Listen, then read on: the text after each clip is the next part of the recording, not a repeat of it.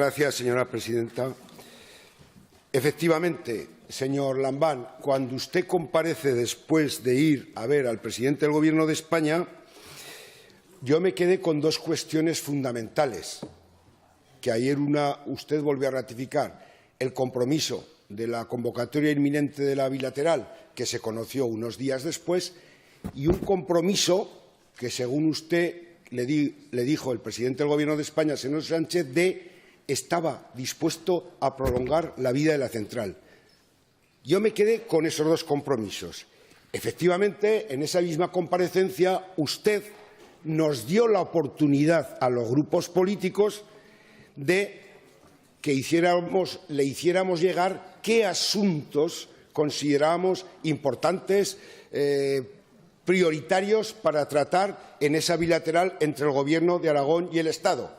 Y, efectivamente, el partido aragonés, como más allá, y lo digo sinceramente, de otras cuestiones, nos interesa que se desbloqueen las relaciones entre el Gobierno de Aragón y España y que avancen los proyectos para que beneficien a los aragoneses, yo le hice llegar, recogiendo su invitación al señor consejero Villén, un conjunto de 16 o 17 puntos, y me alegro de que en algunos de los puntos que yo le mandaba se hayan desbloqueado. Pero al final le tengo que preguntar porque hay cosas que todavía no sabemos en qué han quedado. Más teniendo en cuenta que el horizonte presupuestario está complejo y el horizonte electoral puede estar complejo para desbloquear algunas cuestiones de las que tenemos en ese acuerdo. Mire, en cuanto a la elevación de aguas de Andorra, si alguien se ha alegrado ha sido este diputado. Y le voy a decir, me preocupa en qué plazo, porque nos costó 6 años obtener la concesión. El proyecto se aprobó en el 2001 y este exconsejero lo declaró de interés social en el 2008, de interés autonómico, con las expropiaciones, y se terminó el proyecto en el 2012.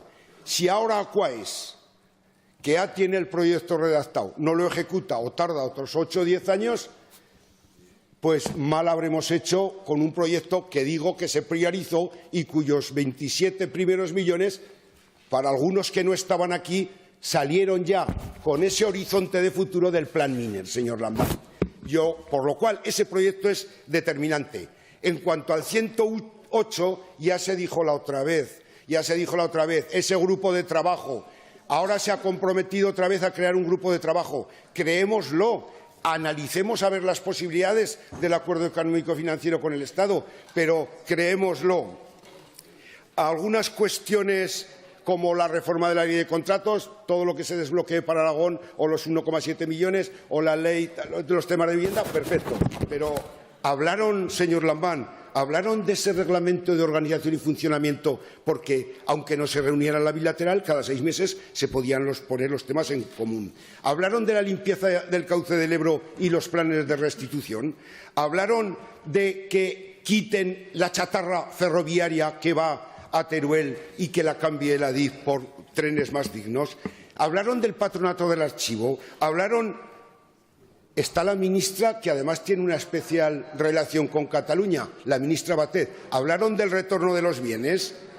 Hablaron, señor Lambán, algo de la deuda histórica, porque en otras reuniones de otros presidentes han conseguido deuda histórica, alguna condonación. Hablaron de las competencias, porque una presidenta vecina consiguió que se transfirieran a la comunidad autónoma o que se vayan a transferir competencias. En fin.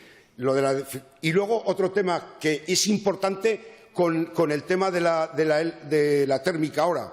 Cobra más importancia la interconexión eléctrica con Francia, mucha más importancia, porque si no tenemos la potencia de respaldo de la central y se cierra, la capacidad de generación renovable de Aragón se verá disminuida. Gracias, Esto le señora pregunto. Aliaga. Muchas gracias.